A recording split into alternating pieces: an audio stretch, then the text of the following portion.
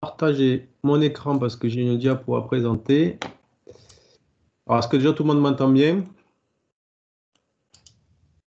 Je pense que oui. Oui, c'est bon. Vous voyez l'écran? Et nous voyons ton écran aussi, oui. Allez, parfait, c'est parti. Bonjour à tous et à toutes. Pour me présenter rapidement, je suis Jérémy Gessler, directeur du CRI de Bois Occitanie.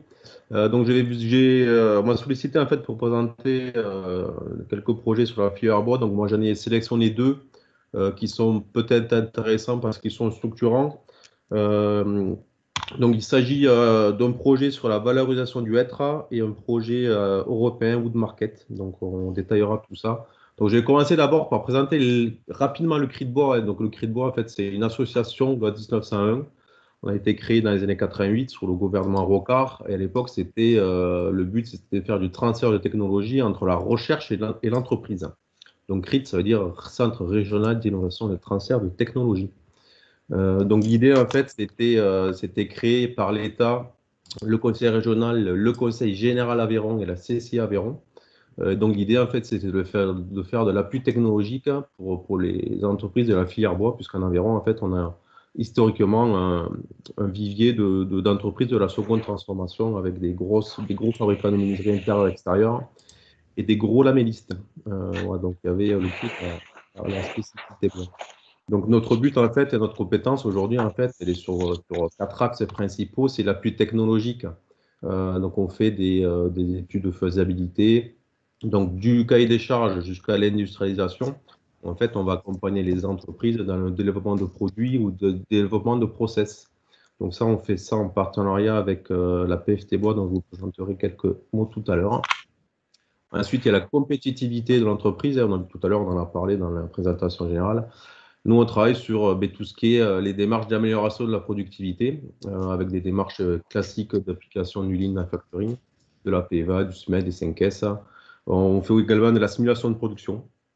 Voilà, donc tout ce qui permet en fait aux entreprises de maîtriser leur marge et leur coût de revient.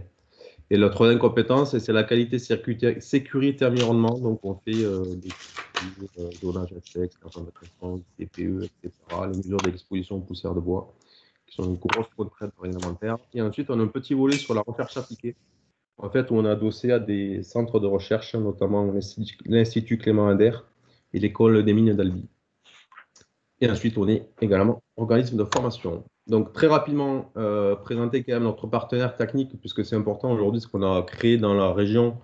C'est un vrai partenariat qui permet d'accompagner les entreprises de A à Z sur leurs projets. Donc, avec la PFT Bois Occitanie, en fait, un regroupement de 6 lycées. Donc, le lycée d'Aubin, les deux lycées de Revel, le lycée de Montauban-Luchon, le lycée de Hoche, également, qui sont en partenariat avec le CRIT Technacol, qui est spécialisé dans le collage, l'IT de Tarbes et l'INI de Tarbes. Donc, voilà, on a réussi, en fait, par le biais des plateaux techniques des lycées, proposer des accompagnements complets avec à la fois de l'ingénierie et à la fois de l'essai. Donc, notamment les essais de vieillissement, les essais aérovents et après tout ce qui est utilisation de logiciels, les conceptions et tout ce qui est optimisation des flux. Et bien sûr, on peut réaliser tout ce qui est prototypage de produits grâce au plateau technique. Donc, les 5 lycées peuvent mettre à disposition à la fois du temps élève et enseignants et leur plateau, en fait, création de projets et de produits réels, de prototypes. Voilà pour cette rapide présentation. N'hésitez pas à me reposer des questions si vous avez des questions tout à l'heure. Donc, premier projet sur la valorisation du hêtre. On est parti sur un constat de départ. En fait, il y a beaucoup d'utilisation de panneaux, de panneaux dans la. Il y a beaucoup de panneaux qui sont faits avec l'EVA, qui est une essence exotique. Antenne Asie qui sert à faire c'est le bois caoutchouc. Donc voilà, il y a beaucoup de produits qui sont importés d'Asie jusqu'en Europe et qui sont utilisés pour la menuiserie intérieure du fait de la couleur de ce bois, de la facilité d'utilisation et de son prix. Par contre, on a quand même des risques des difficultés d'approvisionnement qui peuvent arriver dans les années futures, puisqu'on a bien compris qu'il y avait une grosse tension mondiale sur la ressource. Et donc forcément, ça en fait partie. Donc là, ce qu'on a essayé de faire, c'est de se dire, eh bien, cette essence, pourquoi pas revenir à ce qui se faisait depuis des années avec l'utilisation du hêtre plus massivement dans l'utilisation intérieure, avec la création de panneaux. Donc le hêtre est une essence qui est tout à fait appropriée pour une utilisation intérieure, qui est locale, qui peut être transformée localement. Par contre, il faut arriver à créer un produit plus technique et à la fois sur ses qualités en tenue mécanique et ses qualités esthétiques. Donc, on a quand même des freins et menaces sur ce projet-là. C'est les qualités esthétiques qui peuvent être variables sur l'être, puisque des fois, on a, selon les plantations, les provenances, plus ou moins de présence de rouge et de défauts. Le hêtre est également sensible aux conditions hygrométriques. Donc, il y a forcément des variabilités dimensionnelles fortes qui peuvent se poser en fonction des expositions à l'humidité. Un coût de production qui est forcément non négligeable et qui doit être comparable à ce qui est fait dans les autres essences. Et là, sur ce produit qu'on a essayé de développer, on a quand même une grosse contrainte sur la dimension du panneau, puisque c'est des panneaux de 4 mètres sur 1 mètre, quasiment 4 mètres 50 sur 1 mètre 10. Donc, c'est des difficultés techniques que je parlerai tout à l'heure. Donc voilà, ce projet, en fait, on a essayé de le structurer avec 5 entreprises, donc de l'exploitation jusqu'à l'utilisation finale. Donc il y a la Sylva Bois sur la récolte de la ressource, Bois du Ségala sur le sillage, le séchage, Poulet Moulure sur l'aboutage, rabotage, Atelier d'Horaire qui va faire tout ce qui est panotage, finition, et ensuite Atelier Baldé qui lui, l'escalateur et l'utilisateur final du produit, qui va faire tout ce qui est usinage et assemblage et qui va essayer d'utiliser ce panneau comme il utilise le panneau EVA. Donc on a essayé de structurer ce projet autour de 5 acteurs, ce qui n'est pas forcément évident avec le contexte actuel. On a pris beaucoup de retard sur le projet. Donc en fait, ce projet était en fait 5 phases. Il y avait tout ce qui était forcément la définition des exigences de la seconde transformation pour adapter le produit, la fourniture de la matière première, les protos à réaliser, la validation des essais, des protos, pardon, avec réalisation des essais, et puis derrière, toute l'étude d'industrialisation pour faire un calcul de coût de revient, pour voir si l'utilisation de ce panneau est comparable à la fois sur son prix et sur sa qualité finale rendue. Donc là où on en est, en fait, pour vous donner un peu les images de ce que représentent ces produits, donc là vous voyez des panneaux sur l'image de gauche, donc c'est des panneaux de 4,50 m sur 1,10 m, donc c'est très long, assez lourd, et à différentes épaisseurs.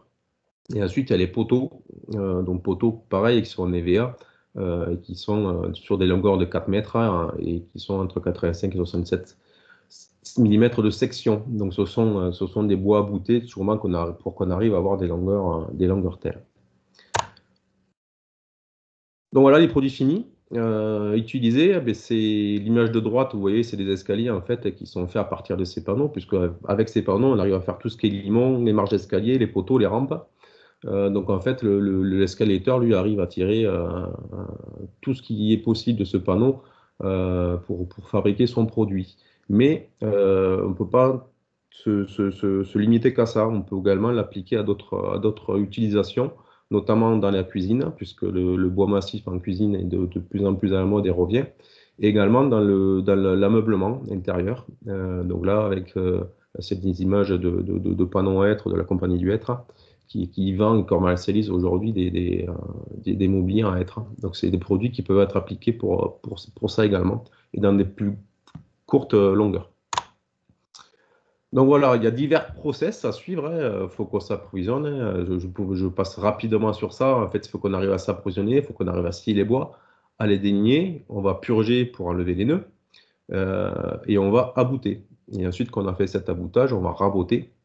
Donc ça, on l'a fait avec, on s'est approvisionné en bois, on a fait les délignages et on a fait les aboutages. Et derrière, en fait, ce qui reste à faire, c'est tout ce qui est collage du panneau pour le finir totalement et l'utiliser en finalité. Donc là, vous voyez sur les images, donc ça, c'est le type de bois qu'on a eu. Donc ça, c'est le débit d'abord qui se fait en plot sur du hêtre. Et sur ce hêtre, en fait, là, va être déligné à la section voulue pour être séché ensuite et permettre ainsi en fait son travail mécanique. Donc, on a réalisé ça avec Bois du Ségala qui nous a fourni des mètres cubes de bois qu'ils ont séché, délignés. Et ensuite, on a attaqué à faire ce qu'on appelle l'aboutage. Et pour vous expliquer très rapidement, pour les gens qui ne sont pas connaisseurs, c'est qu'en fait, quand on a purgé les défauts de ces bois qui faisaient 3 mètres, en fait, et on va purger les défauts, on va enlever les nœuds, tous les gerces, les fentes, et ensuite, on va reconstituer les bois dans leur longueur. Donc là, on passe par un process qu'on appelle d'aboutage, où on fait ce qu'on appelle des entures.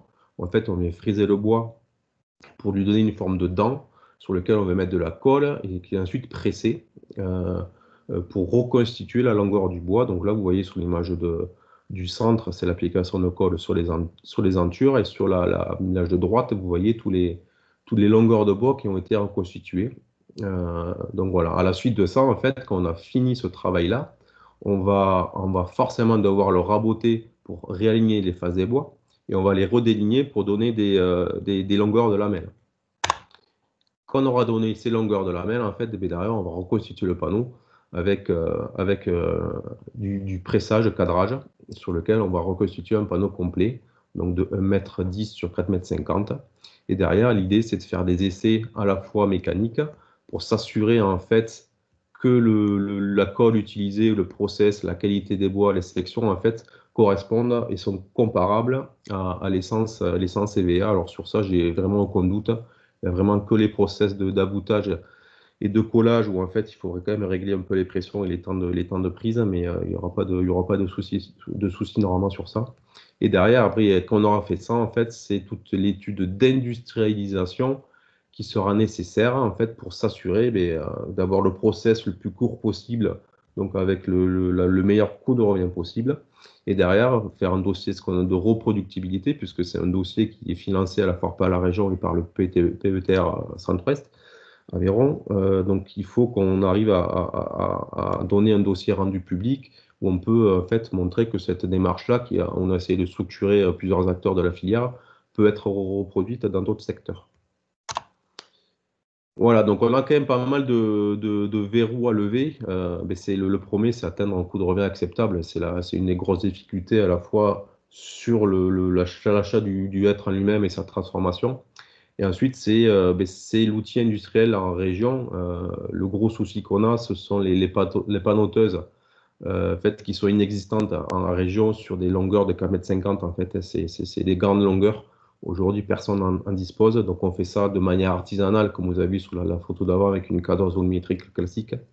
Et ça ne permet pas, en fait, d'avoir quelque chose de très industrialisé sur ces longueurs-là. Sur des longueurs à 2,50 m, on trouve, mais on a quand même un souci sur le panotage industriel. Et ensuite, c'est s'assurer l'approvisionnement des bois entre chacun des acteurs pour s'assurer qu'en fait, la qualité demandée, c'est ce qu'on attend. Donc ça, forcément, ça a une forte influence sur les pertes de matière et sur le temps de travail. Et c'est un travail, en fait, à arriver à reproduire et assurer entre les différents fournisseurs de ce produit. Donc ça, ce sont les gros freins qu'on a à lever et qui sont en cours de... Donc on a pris du retard sur ce projet à la fois à cause un peu du Covid qui nous a beaucoup retardé, à cause d'un opérateur aussi qui a des soucis de production. Donc on essaie d'avancer au plus vite pour faire un rendu qu'on espère en fin juin. Voilà, donc si vous avez des questions tout à l'heure, n'hésitez pas à m'interrompre et à m'en poser parce que je ne vois pas du tout l'écran, je ne vois pas s'il y a des questions qui sont posées. Le second sujet, c'est Wood Market. Donc, Wood Market, en fait, c'est un sujet européen, un projet européen, Sudway. Donc ça n'a rien à voir du tout avec le projet précédent, c'est bien plus important dans son dimensionnement. Donc, l'idée de Wood Market, en fait, c'est la transformation digitale au service de l'industrie du bois sur l'espace Sudway. Donc, l'espace Sudway, c'est l'Ouest Europe. Donc, sur ce programme-là, on a côté français, espagnol et portugais. Donc, on est 12 partenaires, donc des Français et des Portugais et Espagnols. Et donc là, l'idée sur ce projet, c'est de... Alors, c'est un peu complexe que j'essaie de vous présenter schématiquement, mais le schéma n'est pas forcément facile. Donc, l'idée, en fait, c'est d'arriver à accompagner les entreprises dans l'intégration du numérique et du digital. Ça, c'est le premier objectif spécifique. Derrière, c'est d'accompagner le développement d'outils donc, au service de ces entreprises. Et le troisième objectif, c'est de former les entreprises à ces outils numériques. Donc pour faire ça, en fait, pour atteindre cet objectif, on a fait ce qu'on appelle des groupes de travail. Donc c'est ce qu'on appelle les GT. Donc les GT1 capitalisation, qui en fait consiste à rechercher tout ce qui existe dans le numérique, à la fois sur la filière bois et hors filière, et de recenser tout ça et d'analyser en fait leur intérêt. Le but, c'était de se dire, si un outil existant est déjà en place, avec peut-être certaines modifications, adaptations, on pourra l'adapter à la filière bois. Donc, on a fait ce qu'on appelle une capitalisation, l'état des lieux de ce qui existe. Le deuxième, c'est le diagnostic des besoins. En fait, l'idée, c'est de vraiment s'approcher à ce que recherchent les entreprises en priorité. Donc, pour ça, on a fait une enquête qui a été lancée en France, en Espagne et au Portugal, sur la base d'un questionnaire pour vraiment prendre le recueil des besoins des entreprises. Parallèlement à ça, on a fait un panel d'experts, donc composé de gens de numérique et de gens de la filière bois. Et derrière, l'idée, c'est d'arriver à organiser des ateliers territoriaux en fonction de ces résultats, où en fait, on va mettre en commun à la fois les experts et à la fois des gens qui peuvent parler du sujet du numérique et les entreprises pour voir les faisabilités, pour s'assurer que ce qu'on veut développer dans ce projet répond bien aux attentes des entreprises. Voilà. On veut vraiment avoir une analyse fine pour pouvoir proposer un plan d'action et pour développer des outils dans le GT3. Donc ça, c'est la partie principale de ce projet, qui est le développement d'outils adaptés à la filière. Donc on est parti sur 3 axes. Donc la production, la gestion d'entreprise et la commercialisation marketing. Donc l'idée, en fait, c'est qu'il y ait une ou deux entreprises pilotes qui pourra développer avec un partenaire numérique qui va mettre en place un outil numérique dans sa structure et permettre après une reproductibilité aux autres acteurs de la filière. Donc l'idée, voilà, c'est vraiment de financer un développement d'outils et c'est mettre un premier pied à l'étrier. C'est pas l'idée de financer tout le numérique, forcément, de la filière bois, ce serait totalement impossible. Les fonds ne sont pas du tout suffisants, mais ça permet de mettre un premier pied à l'étrier à l'intégration du numérique dans la filière bois.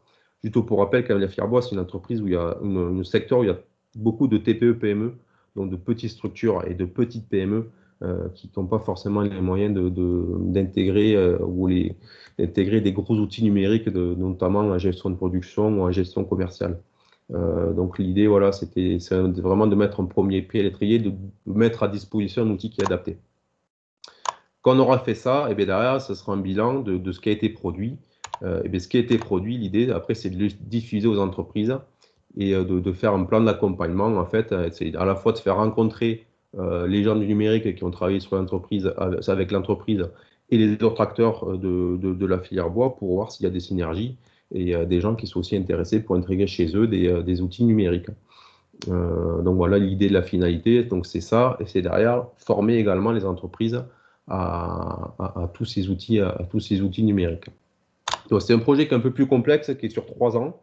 Donc on a les 4 GT qui sont représentés sur cette échelle de temps, en fait. Et donc là, vous voyez qu'on arrive à la fin de la partie diagnostic des besoins, où derrière, eh bien, on va orienter en fait le GT3 qui va être le développement d'outils, qu'on devrait attaquer fin 2021.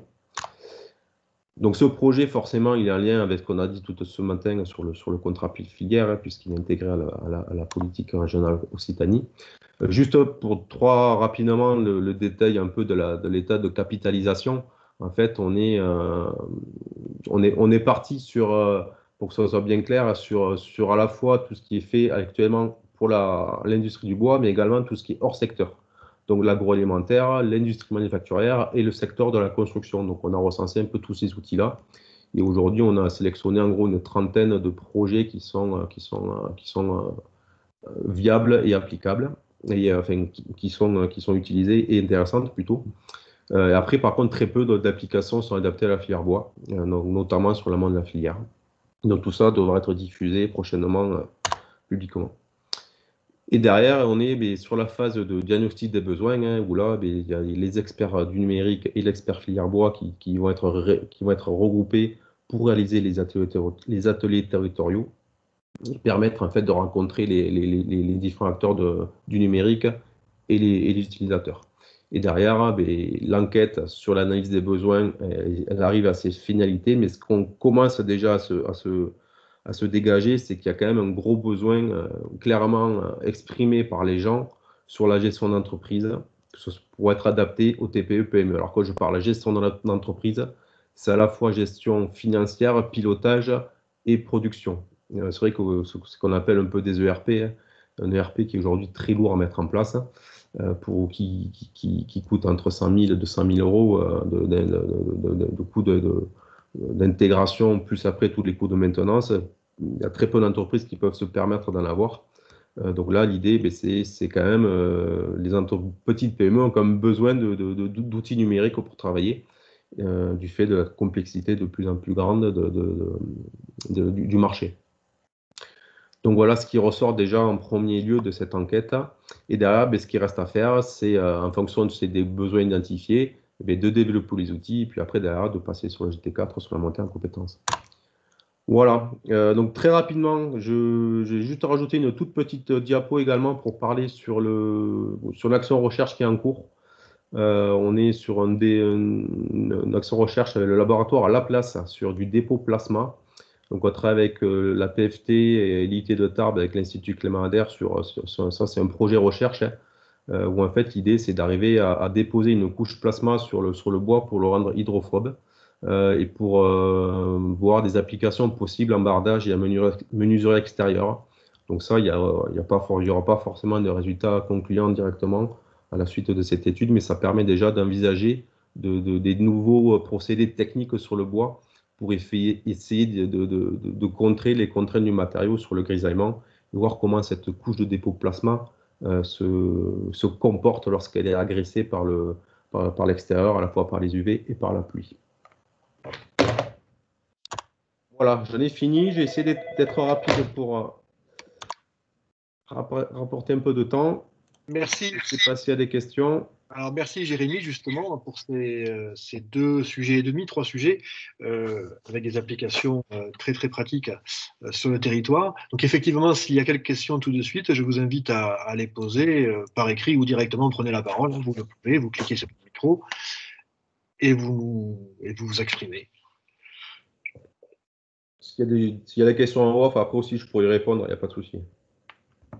Tout à fait. Si ça vous vient de toute façon à n'importe quel moment, vous pouvez toujours les écrire dans le chat. Si on n'a pas le temps d'y répondre ou pas la possibilité d'y répondre en direct, on le fera plus tard. Alors, il y a une question d'Eric qui nous demande si, en ce qui concerne les applications numériques, le low-code ou no-code est abordé.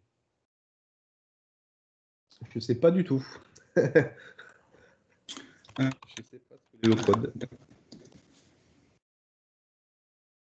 Non, Jérémy, pas de réponse à cette question? Non, je ne sais pas. Je me renseigne. Ouais, voilà, ce qu'on peut faire, c'est contacter directement la personne, Eric, et puis peut-être que Jérémy, tu pourras documenter cette question ultérieurement. Pas de souci. Merci. Je me renseigne. Voilà. Alors, s'il y a d'autres questions, n'hésitez pas. Ah, pardon, Nelly, oui. Oui, je suis actuellement comptable chez la société Mario Botarel et Fils.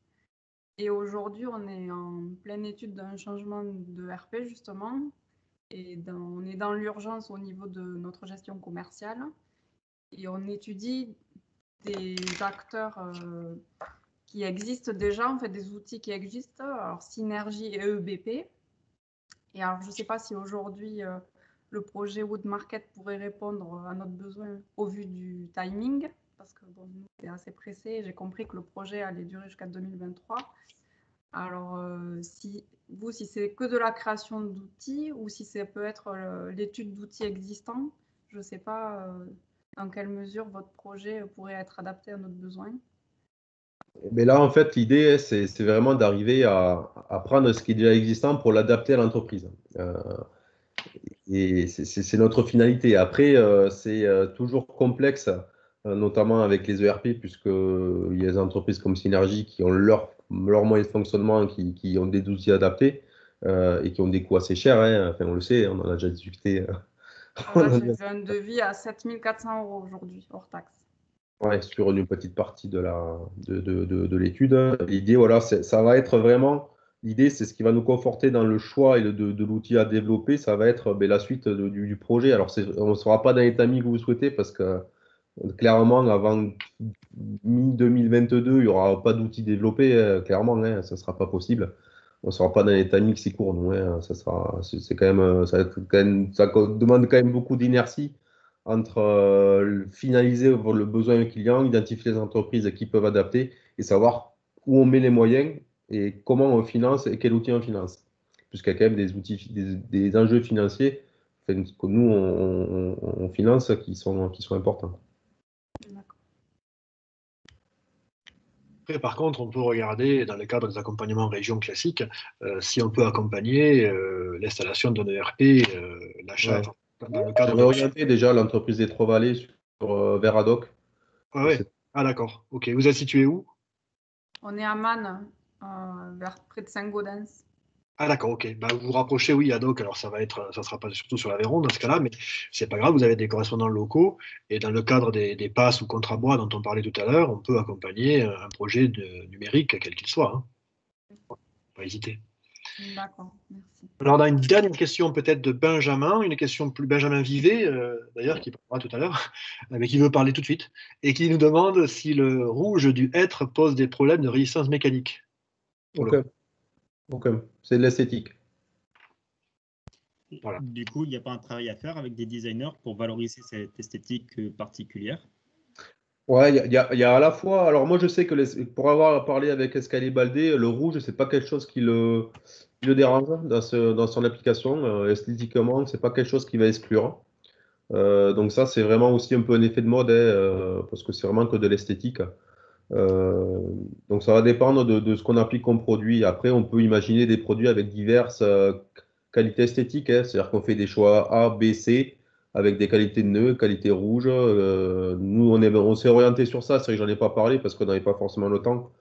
Mais on va faire deux qualités de produits. En qualité nœud noueux rouge, que rouge, et en qualité sans nœud, sans rouge. Ok. Une question de Cédric Montero, et puis après je passerai la main, sinon on va en finir tard. Mais par contre, si vous avez encore des questions pour l'intervention de Jérémy, vous les posez par écrit et on y répondra ultérieurement. Donc une question de Cédric Montero qui nous dit, sur le projet Être, quelle est la proportion de purge suivant la qualité de sillage? Avez-vous regardé des valorisations pour des produits de construction? Alors la purge, le problème de la purge qu'on fait sur le hêtre, c'est que les bouts de bois qu'on va enlever vont faire entre 10 et 20 cm. Donc à part utiliser un bois énergie, ça va être très limité.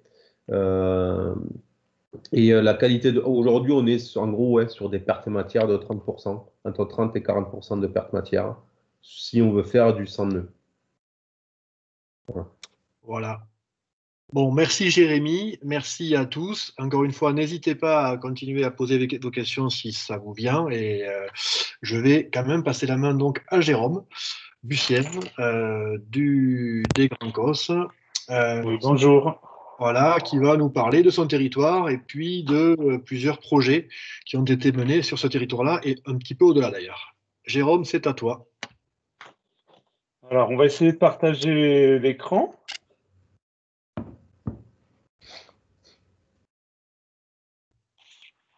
C'est bon, on voit. C'est bon, vous avez le diaporama. C'est parti. Alors, moi, je ne le vois pas. Alors, il faudrait le mettre en plein écran. Peut-être. Dans les petits icônes en bas, là. Ah oui, voilà. Voilà. Parfait. Bon, très bien. Parfait. Donc, oui, je vais vous présenter un petit peu donc, la filière bois dans le sud Aveyron, avec notamment un focus sur le projet donc, de vente de chaleur bois, puisque l'idée un petit peu de la demande au départ, hein, c'était comment un territoire peut s'impliquer dans une filière. Donc, je vais vous le présenter en trois parties. D'abord sur la ressource, puisque c'était une question un petit peu essentielle par rapport au développement de la filière. C'est une question récurrente. Donc, on a confié une étude sur la ressource à l'IGN, hein, l'ancien Institut forestier national. Et après, je ferai un focus sur la création de la SEM Cosenergia, Donc, une scène de vente de chaleur, et après, on ouvrira un petit peu sur la thématique, sur d'autres projets. Donc, un petit focus sur le territoire du parc naturel régional des Grands Causses. C'est un territoire, c'est un tiers sud-est du département de l'Aveyron, à peu près. C'est 93 communes, 68 000 habitants. Donc, un parc naturel régional est classé pour une période de 15 ans. La période actuelle, c'est 2007 jusqu'à 2022. Et c'est géré par un collectif de collectivités, donc un syndicat mixte, qui regroupe les communes, le département et la région. Le territoire la forêt, c'est 327 000 hectares, c'est à peu près 42% de la superficie du parc. Il faut savoir que cette superficie a été multipliée par plus de 2,5 au cours des 160 dernières années, à peu près, depuis la référence qu'on peut avoir au milieu du XVIIIe siècle, hein, c'est 19e siècle, c'est les cartes d'état-major. Donc, sur la carte, ici, vous avez une vision un petit peu de ce qu'étaient les forêts en vert foncé au 19e siècle. En orange, c'est des forêts qui existaient au 19e siècle, qui n'existent plus aujourd'hui. Et tout le vert clair, c'est les nouvelles forêts, entre guillemets. C'est donc toute la progression de la forêt entre le milieu du 19e siècle et aujourd'hui. Voilà, donc en constat, c'est qu'on a plutôt une forêt jeune sur le territoire et en extension. Donc, potentiellement une ressource qui est plutôt en devenir que quelque chose qui est marginal, hein, sur le territoire. Si on regarde un petit peu plus en détail la diversité des essences, et en tout cas ce qui est marquant pour une personne de l'Institut forestier national qui travaille à Nancy, c'est la diversité en essence des territoires, hein, qui est assez représentatif de la région, hein, puisque la région Occitanie est aussi très diversifiée en essence. Donc, si on rentre un petit peu dans le détail, sur les 136 000 hectares, on a donc des résineux, le pin sylvestre est principalement un acrus spontané sur les causses. Les autres pins, principalement le pin laricio qui a été planté. Et ensuite, en mauve, les Douglas, épicéa et sapins, qui représentent 7% en superficie. Et ensuite, les feuillus, châtaigniers, hêtres et chêne Cécile principalement. Et ensuite, on a le chêne pubescent qui est largement dominant sur le territoire, principalement des taillis qui sont valorisés en bois bûche. Donc 29% de conifères, 71% de feuillus, donc une forêt essentiellement feuillue. Et en volume, si on regarde un petit peu le côté volume, donc en bois fortige, hein, c'est le petit dessin à gauche en bas. C'est ce que mesure l'IGN quand ils font les relevés sur des placettes. Donc on est à 13 millions de mètres cubes. Et on s'aperçoit en fait que les résineux en fait prennent un petit peu plus de proportions en termes de volume. Donc, si on élargit donc à l'ensemble de l'arbre, hein, au pied compris, on arrive à 25 millions de mètres cubes de bois sur le territoire, sur pied, et un peu plus d'un tiers de résineux et un peu moins de 2/3 de feuillus. En termes d'accroissement, chaque année, la forêt croît à peu près de 400 000 mètres cubes et on en prélèverait à peu près 145 000, 150 000 mètres cubes. C'est-à-dire qu'on ne prélève jamais la totalité de l'accroissement aujourd'hui qui se fait sur le territoire. Quelques caractéristiques sur le territoire qui montrent un petit peu la difficulté quand même d'aller chercher la ressource. On s'aperçoit que les forêts qui ont le plus de volume, on a une cartographie là, la section cadastrale, sont les pourtures du territoire. On a un petit peu les contreforts de l'Aubrac au nord, le massif du Lévézou en partie, Et en bas, les contreforts du mont de la Cône, les monts d'Orps, et une toute petite partie à l'est, qui sont les contreforts des Cévennes.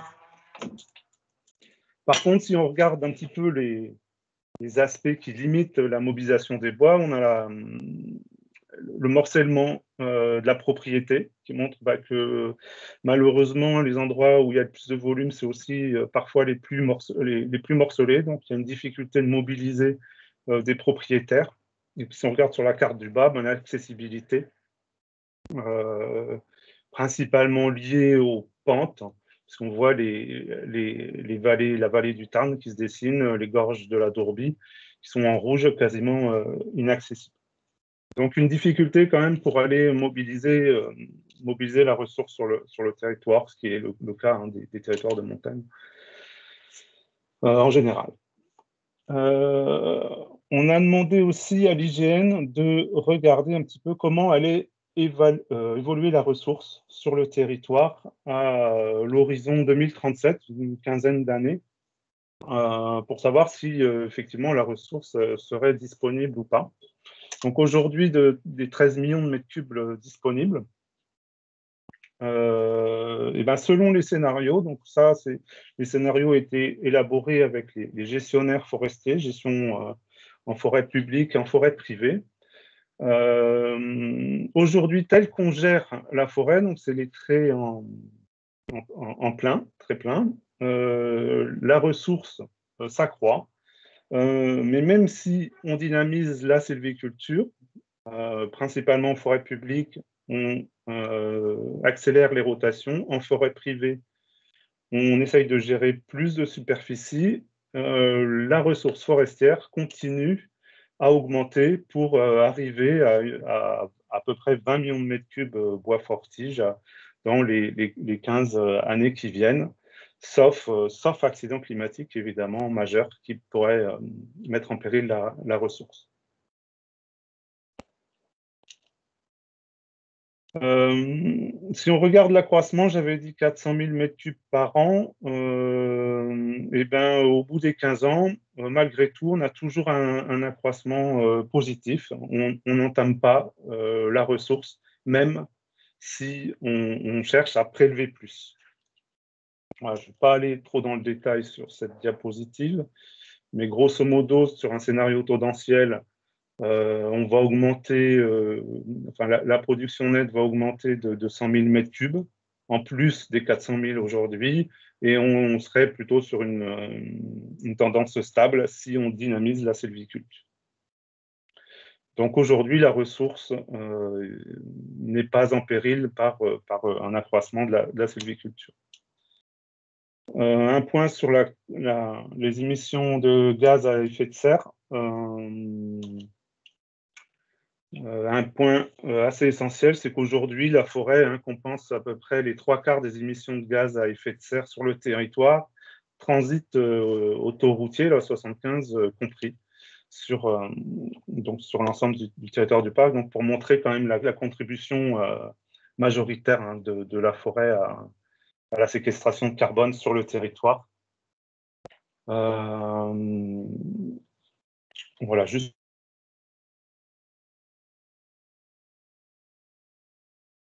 Jérôme, on t'a perdu. Ton micro peut-être?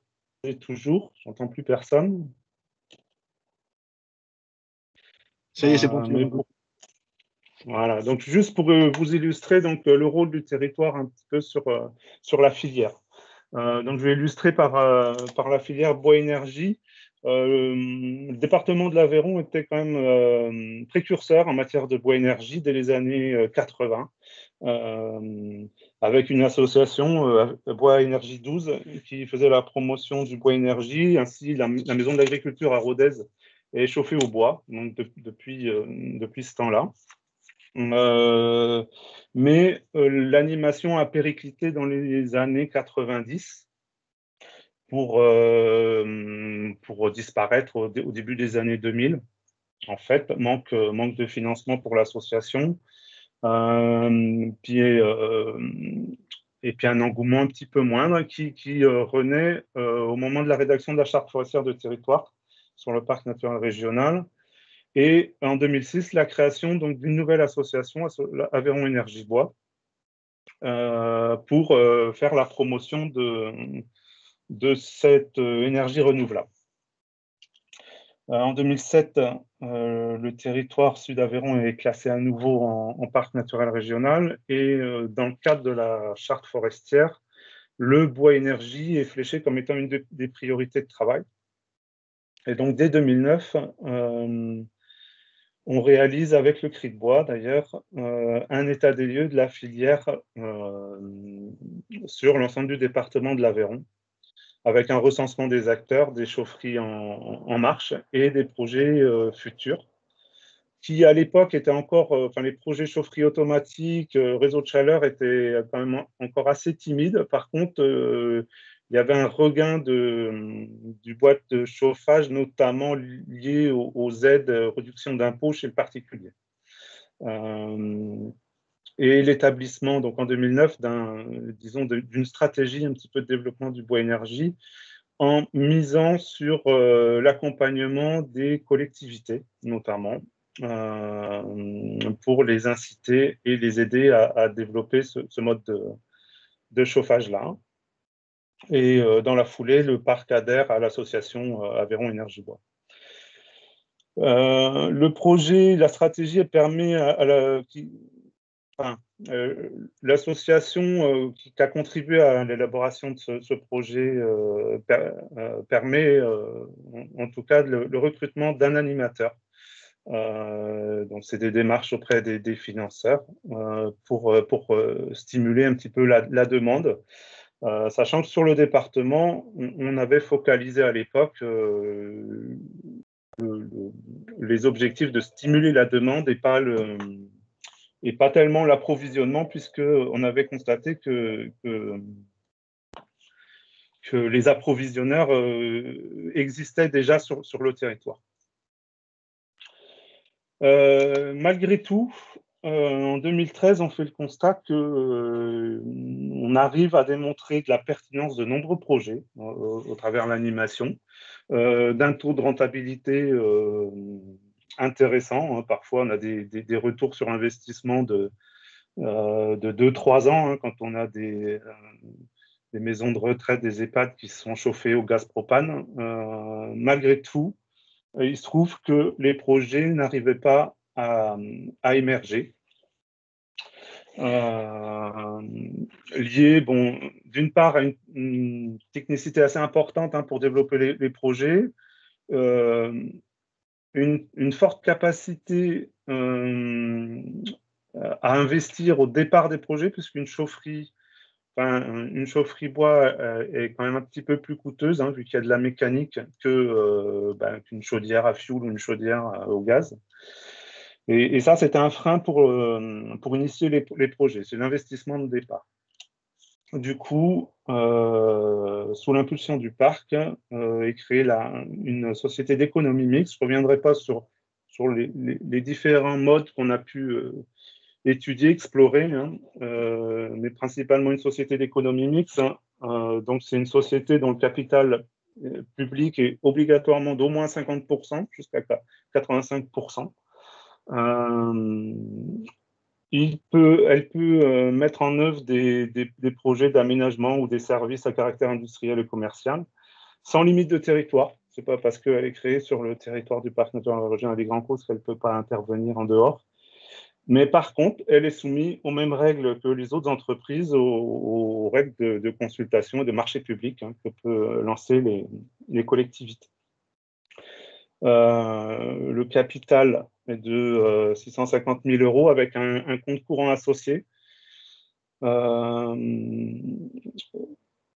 a été créée en 2016 et aujourd'hui, il y a un chargé d'affaires qui pilote cette SEM, le siège social et à Millau, dans les locaux du parc. Les actionnaires, pour détailler un petit peu, c'est les principales communautés de communes, également la commune de Saint-Afrique, au capital public, et différentes entreprises, alors de la plus grosse d'Alkia aux plus petites, qui composent le capital privé, principalement des des entreprises, des offices HLM, des entreprises locales, donc, et les associations, donc l'association Aveyron Énergie Bois et l'association Bois du Larzac, qui fournit de la plaquette forestière. L'objet social donc, de cette SEM, c'est le clé en main, en fait, c'est fournir de la chaleur au client final. Donc, elle s'occupe du financement, de l'étude, de la construction, de l'installation et de l'exploitation des chaudières et réseaux de chaleur. L'objet ne se limite pas uniquement au bois, mais c'est aujourd'hui les principaux projets. Donc, pour vous illustrer, grosso modo, je vais passer assez rapidement, mais le lien avec les 3 piliers de développement durable, social, environnemental, économique est assez évident. C'est valoriser la ressource du territoire, réduire les factures énergétiques. C'est de l'emploi aussi local, non délocalisable, on l'a vu en première partie. Mais c'est aussi un des atouts majeurs, nous, de notre stratégie bas carbone, entre guillemets, donc de diminution des gaz à effet de serre et de la participation à l'autonomie énergétique du territoire. En réalisation, donc le premier projet, c'est le plus gros projet, mais c'est celui qui permet d'installer en tout cas la SEM sur le territoire, c'est le réseau de chaleur de Saint-Afrique, qui consomme annuellement 5000 tonnes de bois, et c'est un investissement de départ de plus de 7 millions d'euros. Ce projet-là, il a permis de tirer d'autres projets donc en cours. Il y a un projet à Saint-Rome-de-Tarn, un EHPAD, 300 000 euros d'investissement, et un petit réseau de chaleur à Saint-Laurent-d'Olpe, 800 000 euros d'investissement. Voilà, donc ça fait partie d'un programme qui est financé par l'ADEME, notamment, qui permet de travailler en grappe, un projet de grappe, et de stimuler un petit peu les projets bois-énergie. À terme, 10 000 tonnes de plaquettes supplémentaires, voilà, 100% de la production annuelle aujourd'hui, enfin de la consommation plutôt annuelle aujourd'hui sur le territoire du parc.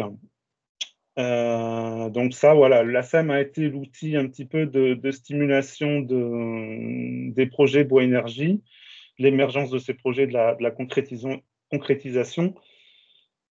Malgré tout, on a des demandes un petit peu récurrentes sur la disponibilité de la ressource en bois. Donc la disponibilité technique, je vous ai dit 145 000 mètres cubes par an d'exploitation. IGN avait mesuré 148 000 mètres cubes. 10 000 tonnes par an de plus, c'est 20 000 mètres cubes de bois en plus. Donc parmi ce qui est exploitable dans les conditions actuelles, 10 000 tonnes de bois, en fait, consommées par an. La forêt met 20 jours sur le sud Aveyron pour le reconstituer. Voilà, donc on n'est pas du tout sur une surconsommation du bois quand on développe des projets bois-énergie. Donc on peut accompagner, dans ce cadre-là, on peut accompagner les communes avec les outils que nous a fournis IGN. Par exemple, on peut regarder sur la communauté de communes Millau-Grand-Causse, si elle avait des projets bois-énergie, on peut voir la disponibilité technique en bois d'industrie, bois-énergie, sur le territoire de la communauté de communes, parce que souvent les élus souhaitent savoir si la ressource est disponible sur leur territoire. Même si au final, quand le projet est réalisé, le rayon d'approvisionnement est généralement un petit peu plus large que simplement la communauté le territoire de la collectivité. Voilà pour l'aspect bois-énergie. Juste pour finir, donc en 3 diapos sur les projets à venir, ou en tout cas l'actualité. On a parlé du bois-énergie. La question aujourd'hui sur laquelle on souhaite travailler, c'est plutôt la valorisation des bois feuillus. On a vu que c'était une ressource essentielle, en tout cas en superficie et en volume sur le territoire. Il reste majoritaire. Donc on peut regarder un petit peu la disponibilité technique à l'horizon 2037. Donc, on est plutôt sur des disponibilités qui s'accroissent et qui peuvent être quasiment multipliées par 2 dans le cadre d'une sylviculture un peu plus dynamique. Donc, sur les deux groupes qu'on a pu étudier, hêtre, chêne sessile, chêne pédonculé, et le châtaignier. On peut regarder aussi au travers les simulations d'hygiène, la disponibilité en bois d'œuvre. On reste sur des petits volumes, mais on voit qu'il y a une capacité aussi à largement exploiter plus ces peuplements-là sans forcément mettre en péril la ressource. Voilà, sur le feuillu. Donc concrètement, ce qu'on a pu faire, nous, à l'échelle du territoire du parc, c'est la création, à l'initiative d'un designer, Jacques-Pierre Jean, qui est un designer originaire de Millau. On s'est développé une gamme de mobilier en châtaignier, dont les prototypes ont été réalisés par Carré de Vie Construction. Donc l'idée, c'est plutôt d'avoir une démarche démonstrative sur ce qu'on peut valoriser sur le territoire en bois d'œuvre. Donc là, plutôt sur du mobilier feuillu. On se pose des questions aussi sur la valorisation des accrus spontanés, notamment le pin sylvestre sur les causses, puisqu'on a une ressource assez importante, malgré tout, qui n'est pas gérée, donc avec des bois tordus, branchus. Donc l'ambition, ça va être de mobiliser les propriétaires pour les engager dans une gestion de ces peuplements-là, mais c'est aussi d'essayer de voir qu'est-ce qu'il est possible d'en faire et comment on peut le valoriser mieux que simplement la plaquette forestière. Donc, idem, on peut faire des simulations au travers de l'étude avec l'IGN sur les disponibilités techniques, la disponibilité en bois d'œuvre, puisque le pin sylvestre est quand même reconnu pour ses caractéristiques techniques, donc soit en termes de bois construction, en bois de structure. Donc c'est un projet qui ne sera pas réalisé cette fois-ci. Enfin, le premier modèle ne sera pas réalisé en pin sylvestre, donc d'un abri d'estive. Et on sait aussi que le pin sylvestre, on peut le travailler aussi en menuiserie. Vous avez des menuiseries sur la photo qui sont plutôt du pin de margerite, mais qui sont également en pin sylvestre. Donc on peut largement valoriser cette essence-là.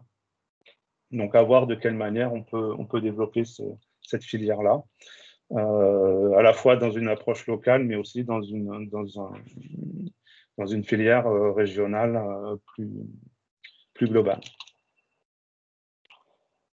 Et puis, dernier élément d'actualité, c'est qu'on a parlé de la valorisation de la filière plutôt, j'ai fait un focus sur l'aspect plutôt aval de la filière. On travaille aussi sur essayer d'inciter donc à la sylviculture d'essences qui ne sont pas forcément aujourd'hui valorisées et de prendre en compte surtout le volet sociétal, environnemental dans les sylvicultures. Donc là, on expérimente avec 5 parcs naturels régionaux d'Occitanie, avec l'appui des communes forestières et de la région, sur la mise en œuvre du dispositif Sylvact sur ces territoires. Donc l'association Sylvact, c'est une association qui est reconnue d'intérêt général par l'État comme solution fondée sur la nature par l'UICN et qui est reconnue aussi par des réseaux engagés, notamment le 1% pour la planète. Ça se veut une interface entre les collectivités, aussi des entreprises, qui financeraient des itinéraires sylvicoles pérennes et favorables aux enjeux de conservation de la biodiversité, de conservation de leur rôle de puits de carbone, de préservation de la qualité de l'eau, etc. Voilà. Donc ça, c'est un projet qui est en cours et qui visera aussi à dynamiser la filière bois en essayant de valoriser notamment des essences qui ne le seraient pas encore aujourd'hui. Voilà, c'est à peu près tout. pour ma présentation. Merci Jérôme. Là aussi, une présentation extrêmement riche avec des sujets pour beaucoup répétables un peu sur différents territoires.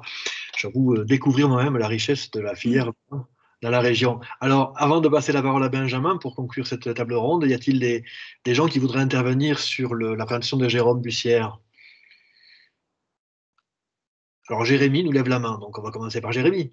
Ouais, j'ai juste une petite question. Est-ce qu'il y a une politique sylvicole ou d'exploitation pour le robinier qui se fait dans le territoire ou pas du tout? Non, nous pas tellement, parce qu'on n'a pas forcément des grandes superficies de robinets, en tout cas ça n'a pas été identifié. Ce qu'on n'a pas évoqué par contre, le travail qu'on a fait avec IGN, forcément on a dû regrouper un certain nombre d'essences pour avoir, pour les mesures et la simulation, un certain nombre de points de référence. Donc, il y a certaines essences qui ne le permettaient pas, mais on sait qu'il y a, par exemple, le frêne qui pourrait être une essence sans doute à regarder aussi en termes de valorisation, notamment sur le frêne qui a poussé sur d'anciennes terrasses. Donc voilà, il y a sans doute d'autres pistes d'essence un petit peu moins importantes en superficie, mais qui mériteraient effectivement de regarder ce qu'il est possible de faire. Mais voilà, le robinet, ça peut être un objectif, mais voilà, a priori sur le territoire, on n'est pas trop concerné, en tout cas par des superficies suffisamment grandes qui puissent être exploitables. Merci. D'autres commentaires, d'autres interventions? Non, peut-être plus tard? Bon, ben, n'hésitez pas. Et dans ce cas-là, je vais passer donc le relais à Benjamin Vivet qui va nous parler de la structure collective des communes forestières. Benjamin, tu as la parole et la possibilité de projeter si nécessaire. Oui, alors du coup, je vais essayer de partager mon écran. Hop.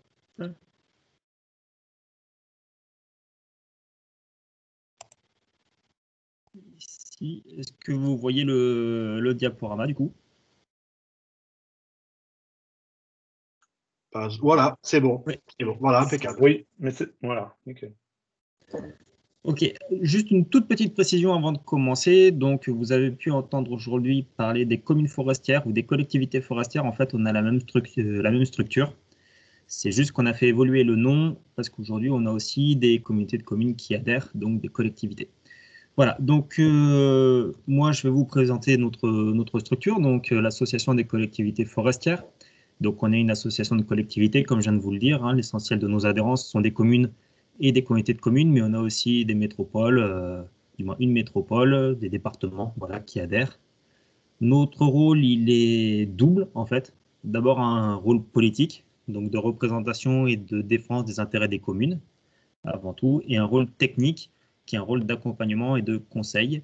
Et sur la façon dont on est structuré, en fait, on est structuré en réseau, avec différents échelons, un échelon national, donc c'est la Fédération nationale qui le porte, des échelons de massifs, donc sur les massifs montagneux, Massif central, Pyrénéens et les Alpes. Les régions, donc comme moi par exemple, j'appartiens à l'Union régionale Occitanie, c'est le maillon qui porte en fait les salariés qui vont accompagner les élus locaux. Et à l'échelon départemental, qui est l'échelon de proximité, là où les collectivités adhèrent. Donc en France, on est à peu près à 6 000 adhérents, donc 6 000 collectivités qui adhèrent. L'Occitanie, on est à peu près à 650 et l'Aveyron, où c'est tout récent, on va y arriver, une petite quinzaine pour l'instant. Donc nous, on intervient auprès des élus sur leurs 4 compétences, donc les compétences de propriétaire de forêt pour les communes qui possèdent de la forêt communale, les compétences d'aménageur du territoire, de maîtrise d'ouvrage de bâtiments ou d'aménagement et de responsable de la sécurité. Voilà, donc je vous parlais de l'échelon local. Donc vous avez sur la droite une carte qui vous présente à peu près la distribution des communes qui adhèrent aujourd'hui. Donc le bureau, ce sont des élus, toujours des élus. La présidente, c'est Madame Gasbarès, donc à Condon-d'Aubrac, sur l'Aubrac. Jean Milési, qui est vice-président, à Mélac, donc tout au sud du département. Julien Fontanier, trésorier, c'est la commune d'Espalion, donc un peu plus au sud que Condon-d'Aubrac, et le secrétaire qui est Jean-François Vidal à l'ESSAC. Voilà, alors vous voyez, ce sont essentiellement des communes qui sont boisées, forestières. Voilà, donc l'ESSAC pour la forêt des Palanges, Condon-d'Aubrac pour les forêts notamment du plateau de l'Aubrac, et Mélag sur le sud avec ce que vous a présenté Jérôme juste avant. Voilà. Alors, pour nos interventions, nous en tant qu'association d'élus au service des élus, notre ligne politique, c'est vraiment de valoriser les ressources locales transformées par les entreprises des territoires. Donc, c'est ce qui a été présenté avant la table ronde. Voilà, aujourd'hui, il y a beaucoup d'exports de matières premières et d'import de produits pré-travaillés. Et notre objectif, c'est de pouvoir recentrer tout ça dans les territoires pour créer de l'emploi, de l'économie et limiter en fait les effets de la filière sur le changement climatique. Donc, c'est vraiment notre ligne politique. Et nos actions, c'est principalement d'accompagner des projets. Donc, on est 10 salariés de l'Union régionale pour ça, sur diverses thématiques, on y viendra après. Représenter les intérêts de nos adhérents dans différentes instances, par exemple dans les négociations sur le programme régional forêt-bois. Donc, on vient représenter l'intérêt des élus. Et ensuite, on est également organisme formateur et on a un gros volet de formation et d'information des élus. Alors, toujours, tout ça, il faut bien garder à l'esprit que c'est en lien avec les 4 compétences des élus, comme je l'ai dit juste avant. Alors, pour vous présenter un peu plus les compétences des élus et surtout le lien qu'il peut y avoir avec la forêt et la filière bois. Donc, sur la compétence de responsable de la sécurité, dans nos territoires, alors pour l'instant encore assez peu, mais ça va venir dès cette année, notamment l'obligation légale de débroussaillement qui va se déployer sur la moitié du département de l'Aveyron. Donc là, l'élu est responsable de la sécurité, c'est lui qui doit faire face au risque incendie et c'est lui qui a par exemple le devoir de faire respecter ses obligations légales de débroussaillement. Ensuite, l'élu aménageur du territoire. Donc c'est l'élu qui fait élaborer les documents de planification. Donc dans ces documents de planification, il peut prévoir des emplacements réservés pour l'implantation et le développement des entreprises du bois, ou il peut même prévoir des orientations d'aménagement programmées spécifiques à la forêt. Voilà, pour des types spécifiques de gestion. Donc ça, c'est vraiment du sur-mesure. Et c'est également lui qui entretient le réseau routier sur lequel transite le bois. On entend souvent parler de limitation de tonnage pour bloquer justement les convois de bois. Nous, on accompagne justement pour essayer de faire ça dans de bonnes conditions et surtout ne pas bloquer, mais permettre le développement de ces activités forestières. Ensuite, l'élu propriétaire de forêt. Donc là, on voit très facilement le lien en fait entre l'élu et la filière. Donc c'est pour les collectivités qui sont propriétaires de forêt. Donc on entend par là la forêt communale, mais on a aussi beaucoup de forêts sectionnelles sur l'Aveyron et quelques forêts départementales un peu plus petites. Voilà. Donc l'élu, en tant que propriétaire de forêt, c'est lui qui fait le choix de la gestion qui doivent être le plus en accord avec les préoccupations locales. Donc, c'est ce qu'on appelait avant la gestion en bon père de famille. Voilà, donc c'est lui qui va fixer les objectifs à l'Office national des forêts qui va retranscrire ces objectifs dans les aménagements forestiers. Ensuite, en tant que propriétaire de forêt, l'élu produit du bois. Donc, la collectivité produit du bois. Et ce bois, l'élu a le choix de le destiner à la filière locale, notamment au travers des contrats d'approvisionnement qui peuvent permettre d'assurer une partie de l'approvisionnement de certaines structures, de certaines petites scieries, par exemple, qui peuvent être un peu en difficulté. Et enfin, 4e compétence de l'élu en lien avec la forêt, c'est l'élu maître d'ouvrage de forêt publique. Je vais y arriver. L'élu maître d'ouvrage de projet public. Donc, en fait, l'élu, dans la gestion courante de sa commune ou de sa communauté de communes, il va avoir à construire des bâtiments ou à réaliser des aménagements qui peuvent être extérieurs ou intérieurs, et tout ça de façon exemplaire. Donc, le choix du bois, ça peut être un de ses objectifs. Donc, aujourd'hui, c'est une ressource renouvelable par excellence, comme on l'a dit en début d'après-midi, mais le choix du bois local, c'est encore mieux. Donc, nous, on va accompagner les élus pour arriver sur ces objectifs du bois local. Et en parallèle, il faut aussi qu'ils fassent attention d'être en accord avec les compétences techniques locales. Voilà, faire du bois, vouloir du bois local, c'est bien, mais il y a des choses qu'on ne peut pas faire aujourd'hui avec du bois local. Donc maintenant, je vais partir plus sur cet accompagnement spécifique des élus pour employer du bois local dans leur marché public, le tout en respectant les règles de la commande publique. Donc, pour ça, les collectivités forestières, donc à l'échelle nationale, donc portées par la Fédération nationale, on a impulsé la création de marques de certification. Donc, peut-être que vous avez déjà entendu parler de Bois des Alpes, mais Bois des territoires du Massif central, qui est un peu plus récente, en fait, concerne directement le territoire de l'Aveyron. Donc, c'est des marques de certification qui permettent d'en référer directement dans la commande publique, et ça de façon légale, puisqu'en fait, ces marques de certification, qui sont certes rattachées à un territoire, appellent un niveau de qualité sur le bois et sur la façon de travailler des entreprises. Donc, non seulement ces marques de certification permettent de montrer la volonté de travailler localement pour les élus, mais ça permet aussi indirectement d'avoir un soutien des élus aux entreprises locales. Voilà, en spécifiant ces marques de certification dans leur marché, ça resserre les marchés auprès des entreprises locales.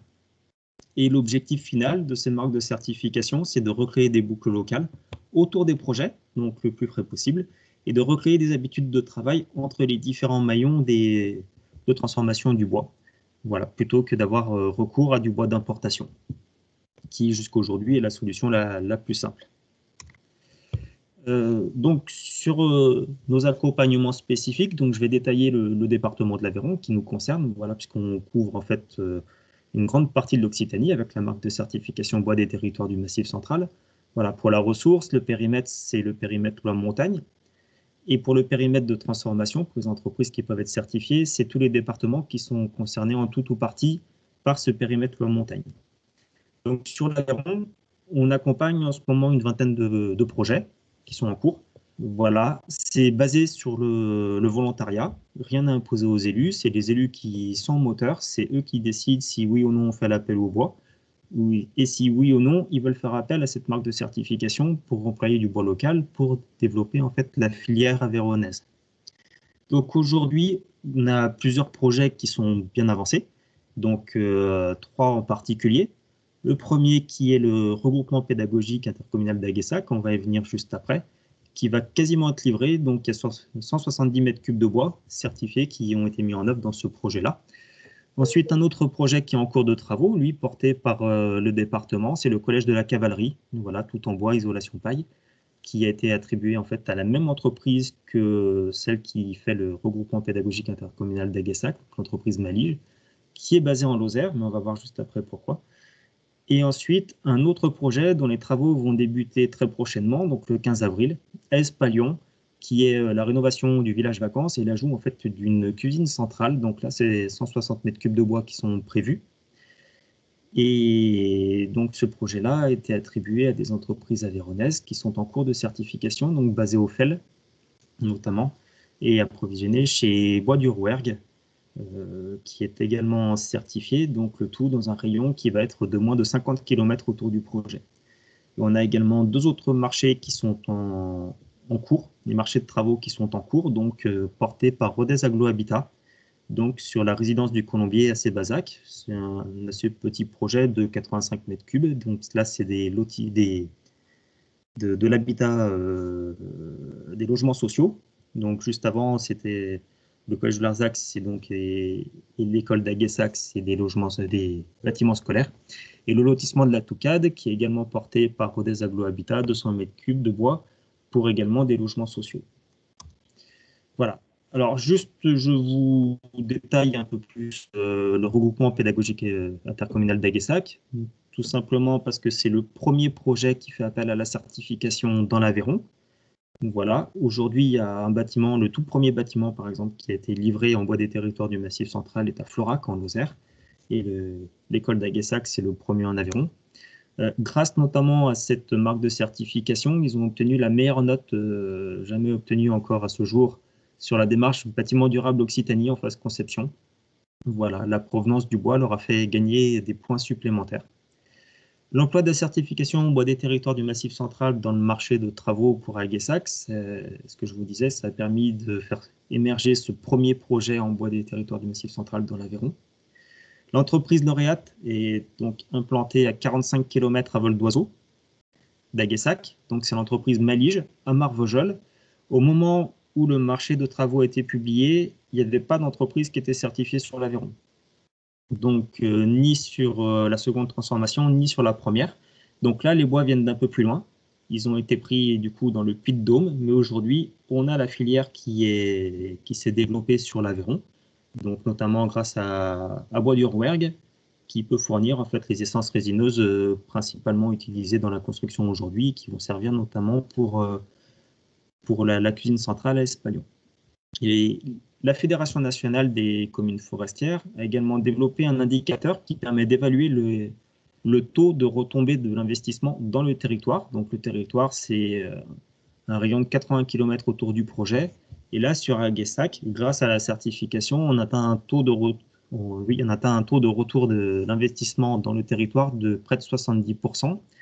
Et si un scieur aveyronnais avait été certifié à l'époque, on aurait obtenu un taux de plus de 80%. Voilà sur la présentation qui est assez rapide, mais je vous mets mes coordonnées là à l'écran. N'hésitez pas du coup si vous avez des questions. Bien, merci beaucoup, Benjamin. Et merci à Jérôme et à Jérémy également pour ces présentations. Effectivement, enfin, en tout cas pour moi, qui suis peut-être le moins connaisseur de tout le monde ici sur la filière bois, extrêmement riche et assez enthousiasmante puisqu'on voit qu'on a des projets en fort développement dans cette filière-là. On a aussi une ressource qui paraît abondante et de toute évidence renouvelable. On va se laisser quelques minutes pour poser quelques questions, quelques débats. Je vais laisser la parole, bien sûr, à nos auditeurs.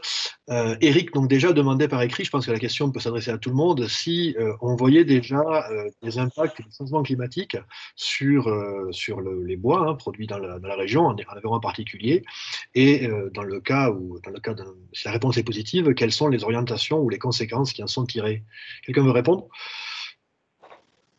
Alors, sur le territoire du Sud Aveyron, c'est assez flagrant. Hein. Bon, les premières victimes sont les résineux qui ont été plantés, notamment épicéa, sapin de Vancouver, donc des essences qui n'étaient pas forcément au départ bien adaptées. Donc, eux ont dépéri.